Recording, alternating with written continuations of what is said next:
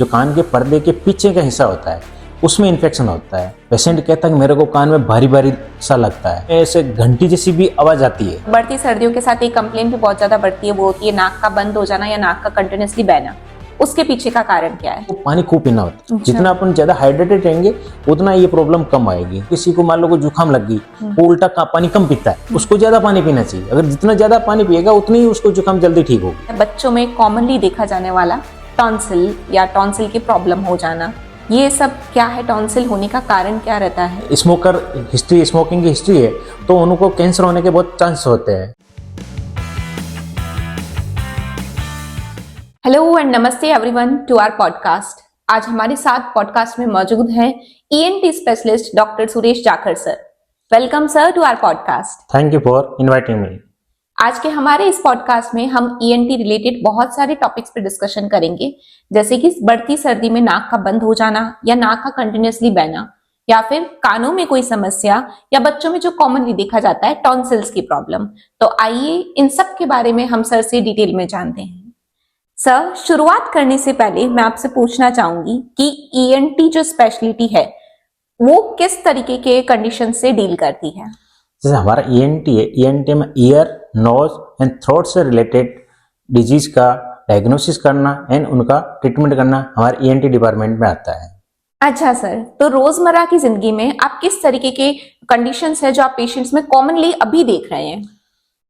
अभी eight percent हमारे hospital में मेनली ईयर से रिलेटेड प्रॉब्लम होती है। इसमें acute otitis media and chronic suppurative otitis media के पेशेंट ईयर से रिलेटेड आते हैं, एंड नोज से रिलेटेड पेशेंट होते हैं वो एलर्जिक राइनाइटिस के पेशेंट ज्यादा आते हैं। अभी थ्रोट से रिलेटेड प्रॉब्लम में बच्चों में होता है वो टॉन्सिलाइटिस के पेशेंट आते हैं, एंड एडल्ट्स होते हैं उनमें फेरिंजाइटिस के पेशेंट आ रहे हैं। ये तो बहुत सारी कंडीशंस हो जाती है। तो पहली कंडीशन से शुरू करते हैं जो आपने बताई, acute otitis media.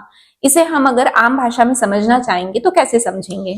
Acute otitis media ये क्या होता है कि अपन के जो मिडिल ईयर होता है, जो कान के पर्दे के पीछे का हिस्सा होता है, उसमें इन्फेक्शन होता है।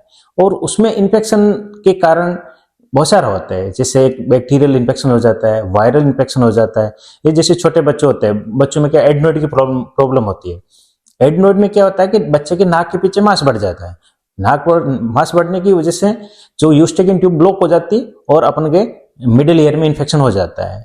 उसकी वजह से क्या होता है कि बच्चों में सुनाई देने में प्रॉब्लम आती है। उनको घर वाले कंप्लेन करते हैं कि बच्चे को कम सुनाई दे रहा है। सेकंड चीज होती है कि बच्चे को पेन होता है कान में। छोटे बच्चों में एडनोइड की वजह से ज्यादा प्रॉब्लम आती है, एंड एडल्ट्स होते हैं उनमें बार बार एलर्जिक राइनाइटिस होती है। एलर्जिक राइनाइटिस की वजह से यूस्टेकिन ट्यूब के थ्रू इन्फेक्शन चला जाता है, उसके कारण कान में फुलनेस हो जाती है, उसको सुनने में प्रॉब्लम होती है, उसको पेन होता है। कोई भी मिला के हम कुछ ऐसा समझ सकते हैं कि जो एक्यूट ओटाइटिस मीडिया है वो एक तरह से एक सेकेंडरी थिंग हो जाती है। जो प्राइमरी है वो शुरू नोज से हो जाता है और फिर उसके सिम्टम में एक तरीके से एक्यूट ओटाइटिस मीडिया डेवलप हो जाती है, एक सेपरेट कंडीशन। या अच्छा, तो सर इसके क्या क्या सिम्टम्स हमको देखने को मिलेंगे? एक्यूट ओटाइटिस मीडिया आ जाता है, उसमें क्या होता है कि ईयर में फुलनेस फील होती है। पेशेंट कहता है कि मेरे को कान में भारी भारी सा लगता है। दूसरा चीज कहता है कि मेरे को अपनी आवाज गूंजती है। उसको ऑटोफोनी बोलते हैं, उसको अपनी आवाज खुद को गूंजती है कि यार मैं बोलता धीरे है, मेरे को खुद को आवाज गूंज रही है। तीसरा उसको पेन होता है, कभी कभी उसकी वजह से उसको कान में ऐसे घंटी जैसी भी आवाज आती है। हाँ, ये कई बार होता है।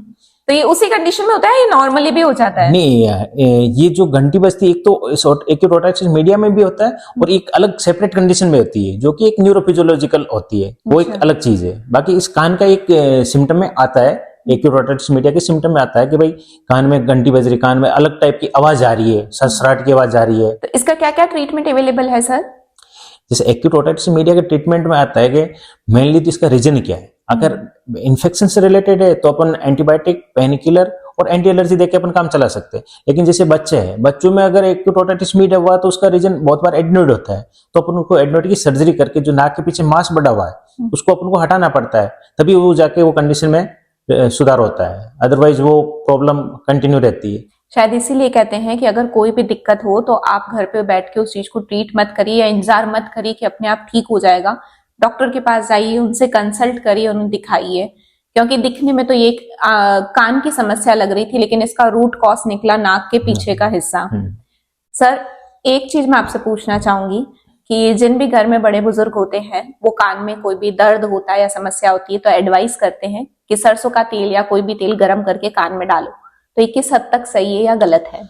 नहीं, जैसा कि ये कान में सरसों का तेल डालना वैसे गलत नहीं है। हल्का अपन जो गर्म करके सरसों का तेल डालते हैं ना, उससे क्या होता है कि कान में अंदर सेकिंग इफेक्ट होता है, तेल होता है, वो सेकिंग इफेक्ट की वजह से उसको पेन में रिलीफ पहुंच जाता है। बाकी इसका कोई ज्यादा इफेक्ट है नहीं कान की बीमारी में इसका। वो सेकिंग इफेक्ट की वजह से उसको पेन में थोड़ा रिलीफ पहुंच जाता है और लगता है हाँ ठीक हो मैं। सर, आपने जब हमें अभी इस कंडीशन के बारे में समझाया तो आपने बताया था कि कभी कभी पेशेंट को लगता है कि कानों में ही आवाज गूंज रही है। तो अभी जो टाइम चेंज हुआ है, वर्क फ्रॉम होम बहुत ज्यादा चल रहा है और ट्रेंड में भी कुछ चीजें चलती है, तो पेशेंट्स नॉर्मली जो इंडिविजुअल्स हैं वो बड़े बड़े हेडफोन लगा करके पूरा दिन गाने सुनते रहते हैं या कन्वर्सेशन भी इसी तरीके से करते हैं, तो वो कितनी नुकसानदायक रहती है? देखो, हेडफोन करने के फायदे के से ज्यादा नुकसान ज्यादा है। अगर अपन हेडफोन में तेज वॉल्यूम से अगर अपन सुन रहे हैं तो उसमें क्या होता है कि अपन की जो कान की अंदर की सेल होती है, जो इनर ईयर होता है, उसकी जो सेल्स होती है वो नष्ट हो जाती है, तो उसकी वजह से उसकी सुनने की क्षमता कमजोर हो जाती है। तो दूसरी चीज, अगर अपन तेज वॉल्यूम से सुन रहे हैं तो उसमें अपन को ये जो कान में घंटी बजने वाली होती है ना, ये आवाज आने लग जाती है। थर्ड थिंग, इसमें क्या होता है कि आदमी अगर कंटिन्यू हेडफोन यूज कर रहा है तो उससे क्या इरिटेट होने लग जाता है, उसको हेडेक होने लग जाता है, उसका डिस्ट्रक्टिव होने लग जाता है। राइट, जो कि उसके पर्सनैलिटी में फिर रिफ्लेक्ट करता है। अब हम आगे बढ़ते हैं सेकंड डिजीज या डिसऑर्डर जिसे अपन बोल सकते हैं। सर्दियां बढ़ रही है, तो बढ़ती सर्दियों के साथ एक कंप्लेन भी बहुत ज्यादा बढ़ती है, वो होती है नाक का बंद हो जाना या नाक का कंटिन्यूसली बहना। उसके पीछे का कारण क्या है? जैसे अभी सर्दियां बढ़ रही है, सर्दियों में अपन को जो नाक बंद होने का रीजन रहता है कि अभी जो सर्दियों में ठंडी एंड ड्राई एयर होती है, जो अपन सांस के साथ ठंडी एंड ड्राई एयर सांस लेंगे ना, तो उससे क्या होगा कि जो नाक की म्यूकोसा होती है, जो झिल्ली होती है, वो इरिटेट होती है और ड्राई होती है। ड्राई होने की वजह से उसको एक्स्ट्रा म्यूकस प्रोडक्शन करना पड़ता है।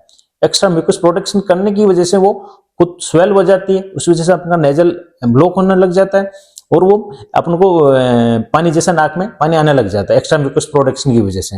अच्छा, और नाक का बंद हो जाना? बंद होने का भी ये रीजन है ना, जो उसको एक्स्ट्रा काम करना पड़ रहा है म्यूकोसा को, तो वो फूल जाती है, तो उस वजह से अपना नाक एकदम ब्लॉक हो जाता है।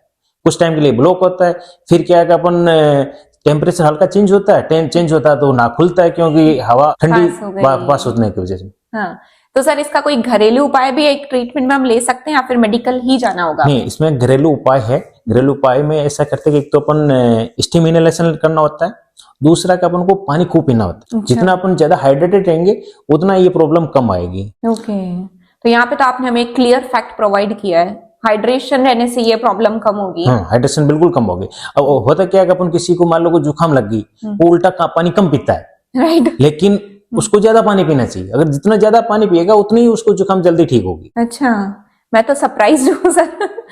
ओके, तो सर जो अभी आपने बताया ये एलर्जिक राइनाइटिस कंडीशन, तो इसी में वो साइनस का पार्ट आता है या वो टोटली डिफरेंट है? नहीं, साइनस का पार्ट आता है, वो एलर्जिक राइनाइटिस से रिलेटेड ही होता है। साइनस में क्या होता है कि अगर किसी पेशेंट को बार बार उसको एलर्जी हो रही है, तो एलर्जी की वजह से जो साइनस होता है वो उसकी जो म्यूकोस होती है वो फूल जाती है। अच्छा, फूल क्यों जाती है कि उसको अगर बार बार वो स्नीजिंग कर रहा है, बार बार इरिटेशन हो रहा है, इरिटेशन की वजह से वो वहां की म्यूकोसा फूल जाती है। फूलने की वजह से क्या होता है कि बहुत बार ये नाक के अंदर पोलिप बन जाते हैं, तो पोलिप होता है, वो पोलिप की वजह से नाक कंप्लीटली ब्लॉक हो जाता है। जब कंप्लीटली नाक ब्लॉक हो गया तो उसको सांस नहीं आ रही है, उसको सांस मुंह से लेने पड़ रही है, उसको सुगंध स्मेल नहीं आती है, तो स्मेल एनोस्मिया होने की वजह से वो इरिटेट होने लग जाता है और उसको जब प्रॉपर सांस ही नहीं आएगी तो मुंह से सांस लेगा तो फिर अपन रेस्पिरेटरी रिलेटेड प्रॉब्लम भी बढ़ जाती है उसको। इसको जो अपन माउथ ब्रीथिंग बोलते हैं। तो ये जो कंडीशन है एलर्जिक राइनाइटिस, इसके अंदर जो ब्रीदिंग एक्सरसाइजेस हैं या जो प्राणायाम हैं ये यूजफुल हैं? एलर्जिक राइनाइटिस में अपन जो रेस्पिरेटरी योगा करते हैं ये यूजफुल है। अच्छा, तो लोगों को ये चीज इंप्लीमेंट करनी चाहिए। बिल्कुल बिल्कुल। मेडिकली एलर्जिक राइनाइटिस का क्या ट्रीटमेंट अवेलेबल है सर? मेडिकली अपन एलर्जिक राइनाइटिस का ट्रीटमेंट में अपन एंटी एलर्जिक ट्रीटमेंट करते हैं और इंटरनेजल कॉर्टिकोस्टेरॉइड अपन यूज करते हैं। स्टेरॉइड यूज करते हैं एंड स्टेरॉइड का अपन का स्प्रे आता है मेनली, और दूसरा होता है एंटी एलर्जिक टैबलेट होती है। एलर्जी के लिए सफिशिएंट होता है ये ट्रीटमेंट। तो ये जो एलर्जीज होती है सर, ये परमानेंट होती है टेम्पररी फेजेस में होती है? एलर्जी में दो तरह की होती है, एक तो होती है सीजनल एलर्जी, एक होती है पेरिनियल एलर्जी। सीजनल एलर्जी होती है, ये पर्टिकुलर सीजन में होती है, जैसे बरसात का मौसम शुरुआती मौसम होता है उसमें होती है, या अपन की जब फसलों की कटाई का काम आता है, या अपन जैसे दीपावली के आसपास का टाइम होता है, उस टाइम क्या है कि सभी घरों में सफाई का काम होता है, तो उसमें जो डस्ट उड़ती है तो उस डस्ट की वजह से एलर्जी होती है। तो कुछ होती है कि पेरिनियल होती है जो पूरे साल रहती है। अच्छा। तो पूरे साल वाले एलर्जी होती है तो उसमें तो अपन को कंटिन्यू ट्रीटमेंट लेना पड़ता है, और सीजनल एलर्जी होती है उसमें कुछ टाइम के लिए ट्रीटमेंट लो हो जाता है। दूसरा होता है कि जैसे अपने एलर्जी है तो एलर्जी का पर्टिकुलर वैसे कोई ट्रीटमेंट है नहीं कि अपन ये दवाई दे दी ये झट से खत्म हो जाएगी, ऐसा कोई पर्टिकुलर ट्रीटमेंट नहीं है। ओके। एलर्जी अपना आप ही आती है और अपना आप ही जाएगी। अच्छा। हाँ, कब आएगी कब जाएगी ये पता ही नहीं रहता कि एलर्जी कैसे हो गई। आफ्टर कोविड के बाद में ऐसा हुआ है कि जैसे वैक्सीनेशन के वजह से मान लो, या किसी दूसरे रीजन से किसी लोगों को तो पहले एलर्जी थी वो खत्म हो गई, और कुछ लोगों को आफ्टर कोविड में हुई भी है। अच्छा, तो ये कोविड ने वहां पे भी अपना असर दिखाया। हाँ। ओके सर, जैसे हम कहीं ट्रैवल करते हैं उस ड्यूरेशन में जो वॉमिटिंग सा हमें फील होता है वो भी इसी चीज से रिलेटेड होता है, मतलब ईएनटी से रिलेटेड होता है? ईएनटी रिलेटेड होता है वो। अच्छा, तो इस पे आप हम थोड़ी फ्लैश लाइट चाहेंगे आपसे, थोड़ा सा डिस्क्रिप्टिव वे में अगर आप समझा सकें। इसमें क्या होता है, जो अपन इसको बोलते हैं मोशन सिकनेस। अच्छा। जिसे अपन कहीं मोमेंट करते हैं तो मोमेंट की वजह से जो अपन के कान का फ्लूइड होता है वो अपनी पोजीशन चेंज कर देता है, तो उसकी वजह से उनको वॉमिटिंग होने लग जाती है, उसको स्पिनिंग सेंसेशन फील होता है। राइट। तो इसके लिए क्या करना होता है कि अगर मान लो अपन ट्रेवल का प्लान है, और ये सभी को नहीं होता, किसी किसी को होता है, तो अगर ऐसा प्लान है तो अपन उससे आधे घंटे से पहले कुछ मेडिसिन होती है वो मेडिसिन ले लो तो ये दिक्कत नहीं होगी। ओके सर, ये जो अभी अपन ने बात करी कि किन्हीं कंडीशंस के अंदर होता है, इसी में एक चीज और मेरे को अभी स्ट्राइक कर रही है, वो है पर्टिकुलरली जब हम पोजीशन स्विच करते हैं, जैसे सो रहे हैं, सो के बैठ रहे हैं तो हल्का सा चक्कर सा फील होता है कभी कभार, या बैठे हैं और एकदम से हम मूवमेंट कर रहे हैं तो फिर चक्कर सा फील होता है, वो क्या चीज है? इसको बोलते हैं BPPV, benign proximal positional vertigo.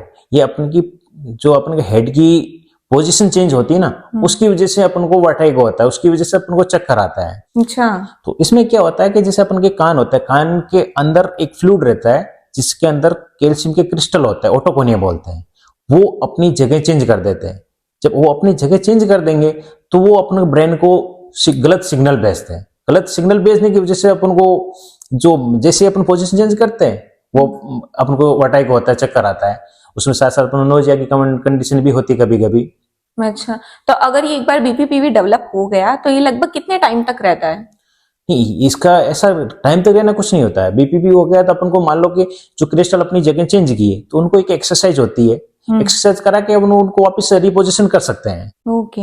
जिसको अपन एप्लिस मैन्योर बोलते हैं, उस एक्सरसाइज उसको अपने रिपोजिशन में कर देते हैं। रिपोजिशन में आने के बाद वो ठीक हो जाता है, और हल्की फुल्की थोड़े दिन के लिए कुछ मेडिसिन दे देते हैं तो उसे परमानेंटली ठीक हो जाता है। ऐसा कुछ नहीं कि कोई कंडीशन नहीं है परमानेंट वाली। अच्छा, अब हम एक अलग टॉपिक पे मूव ऑन करेंगे, जो है बच्चों में कॉमनली देखा जाने वाला टॉन्सिल या टॉन्सिल की प्रॉब्लम हो जाना। ये सब क्या है? टॉन्सिल होने का कारण क्या रहता है? देखो, टॉन्सिल होने के कारण तो जैसे बच्चे होते हैं, बच्चों में मेनली खान पीने की वजह से होता है, दूसरा ठंड की वजह से होता है।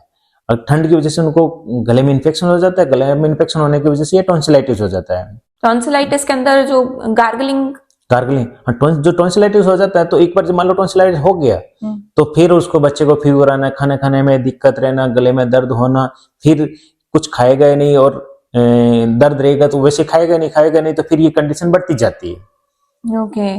इसका ट्रीटमेंट घर पे? ट्रीटमेंट में तो वैसे अगर टॉन्सिलाइटिस हो गया तब तो उनको मेडिकेशन लेनी पड़ेगी। अगर अदरवाइज अपन इसको वार्म सलाइन गार्गल करते तो उसे ठीक हो जाता है, ऐसा कुछ नहीं है इनिशियल स्टेज में हो तो। लेकिन अगर एक बार टॉन्सिलाइटिस हो गया, उसको फीवर आ रहा है, फिर अपन को मेडिकेशन करवाना पड़ेगा। सर, कभी कभी देखा जाता है कि एकदम से आवाज का जो पैटर्न होता है या आवाज चेंज हो जाती है, या 15-20 दिनों के अंदर अंदर किसी के अंदर आवाज में थोड़ा बदलाव देखने को मिलता है, ये हमें कब देखा जाता है? ये जो आवाज में जो चेंज होता है ये अकॉर्डिंग टू एज होता है। अगर अपन मान लो कि कोई अकॉर्डिंग टू एज और अकॉर्डिंग टू जॉब होता है, मान लो कोई टीचर है, कोई सिंगर है, तो उनमें क्या होता है कि जब कंटिन्यू उनको बार बार बोलना पड़ता है तो बोलने की वजह से उनके जो बोलने के तंतु होते हैं, वकल कॉर्ड बोलते हैं, उनमें क्या नोड्यूल बन जाता है। तो एक तो जो कम एज के होते हैं उनमें ये रीजन रहता है, या ऐसा कोई ओल्ड एज के पेशेंट हो या कंटिन्यूस कोई स्मोकर हो पेशेंट, तो उनमें जो आवाज चेंज होती है तो उसका कारण अपन का कैंसर की तरफ भी जाता है। तो उसके लिए अगर मान लो किसी पेशेंट की 15 से 20 दिन, 15 दिन होता है मेनली रिकॉर्डेबल, तो 15 दिन से ज्यादा अगर वॉइस चेंज है, आवाज चेंज है, तो उनको एंडोस्कोपी करा के उनकी जांच करवानी ही चाहिए। अगर एज कम है तो वोकल नोडुल रहता है तो कोई बड़ी बात नहीं होती है। अगर एज ज्यादा है और उनको स्मोकर हिस्ट्री, स्मोकिंग की हिस्ट्री है, तो उनको कैंसर होने के बहुत चांस होते हैं। दूसरी चीज होता है कि जब आवाज चेंज होती है उसमें क्या होता है कि बहुत बार एक वोकल कॉर्ड एक फिक्स हो जाता है, एक वोकल कॉर्ड में लकवा मार जाता है। तो वो लकवा मारने का रीजन होता है कि उनको छाती के अंदर इन्फेक्शन की वजह से होता है। अच्छा। तो छाती में अगर मान लो किसी पेशेंट को कंटिन्यूस खांसी आ रही है या पेशेंट की पुरानी हिस्ट्री है, टीबी की हिस्ट्री है, या कोई ऐसा पेशेंट जो कोल्ड अपने माइनिंग में काम करता है जिनको सिलिकोसिस हो जाता है, तो उन पेशेंट्स में क्या होता है कि जो अपनी चेस्ट होती है, चेस्ट में इन्फेक्शन की वजह से जो लिम्फ नोड होता है वो फूल जाता है। उसकी वजह से उनके जो अपन के बोलने का तंतु होता है वो फिक्स हो जाता है, तो उसकी वजह से आवाज चेंज होती है। तो अगर मान लो किसी पेशेंट की 15 से 20 दिन तक आवाज चेंज है तो उनको डॉक्टर को दिखा के एंडोस्कोपी करवानी ही चाहिए एक बार। ओके सर, तो जैसा अभी आपने बताया डिफरेंट प्रोफेशंस जिसमें ये चीज देखने को मिलती है, तो ये चीज रिवर्सिबल है या एक इरिवर्सिबल डैमेज हो चुका है ये? नहीं, जो जैसे टीचर्स हुए, जो जॉब रिलेटेड प्रॉब्लम होती है जैसे टीचर्स या सिंगर्स हुआ, तो इनमें भी क्या होता है जो नोडुल बनता है वो अगर हम वॉइस टेस्ट करके या स्टीम इनहेलेशन से वो ठीक हो जाता है। और ये कभी कभी किसी में बड़ा नोडुल्स बन जाता है तो एक सर्जरी, माइनर सर्जरी होती है जो उसकी वजह से उस सर्जरी से उस नोडुल को हटा देते हैं तो वो वापस ठीक हो जाता है। लेकिन जो ओल्ड एज में या स्मोकिंग की वजह से जो कैंसर वाले पैटर्न में चला जाता है तो फिर वो इरिवर्सिबल हो जाता है। अच्छा सर, ये तो आपने एक एकदम क्लियर पर्सपेक्टिव अपना प्रेजेंट किया है और हमें भी इसमें बहुत ही क्लियर जानकारी मिली है कि किस तरीके से तो ये नॉर्मली प्रोफेशन रिलेटेड अराइज हो सकता है या फिर कैंसर की तरफ की या कैंसर का भी एक सिम्टम हो सकता है। सर एक चीज और मैं आपसे जानना चाहूंगी, नॉर्मली जब भी हमको सर्दी जुकाम होता है तो ऐसा बोलते हैं कि ठंडा मत खाओ या ठंडा अवॉइड करो, वो किस हद तक सही है? जैसे सर्दी जुकाम होती है तो सर्दी जुकाम में अपन को ठंडा कम ही खाना चाहिए, ये सही बात है, ठंडा ज्यादा नहीं खाना चाहिए। क्योंकि ठंडा खाने की वजह से जो अपन के गले की जो म्यूकोसा होती है वो सिकुड़ती है, सिकुड़ने की वजह से अपन को गले में अपन को खराश होती है और गले में हल्का दर्द महसूस होता है। तो अपन को ठंडा सर्दी के मौसम में अवॉइड ही करना चाहिए। और ठंड की वजह से अपन जो नेजल म्यूकोस होता है, जो नाक की झिल्ली होती है वो भी फूलती है, तो फूलने की वजह से अपन को नेजल बंद होने की शिकायत भी बढ़ जाती है कि मेरा नाक बंद हो रहा है ठंडा खाने से। हाँ राइट। आज का हमारा ये पॉडकास्ट बहुत ही इंफॉर्मेटिव रहा और पॉडकास्ट रैप करने से पहले मैं आपसे पूछना चाहूंगी अगर आपकी तरफ से कोई प्रो टिप है हमारे व्यूअर्स के लिए। जैसा कि मैडम अब 8% जो पोल्यूशन बढ़ रहा है, तो पोल्यूशन अगर अपन ऐसे एनवायरनमेंट में रह रहे हैं जहाँ के अपन पोल्यूशन ज्यादा है या अपन डस्ट ज्यादा है, जैसे अपन जहाँ रह रहे हैं वहां पे, या अपन कहीं मार्केट जा रहे हैं तो अपन को मास्क वेयर करना चाहिए। दूसरा के सर्दी का मौसम है, सर्दी के मौसम में खुद को और अपने बच्चों को ठंडी चीजों से बचा कर रखना चाहिए, क्योंकि ठंडी चीजों की वजह से ही बच्चों में अपने कान की प्रॉब्लम बहुत बढ़ जाती है।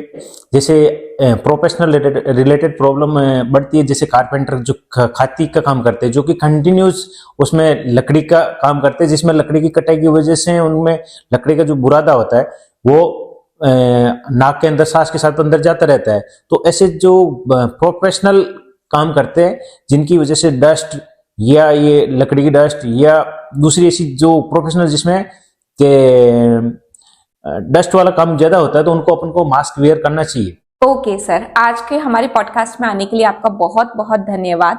Thank you so much sir for coming to our podcast. Thank you.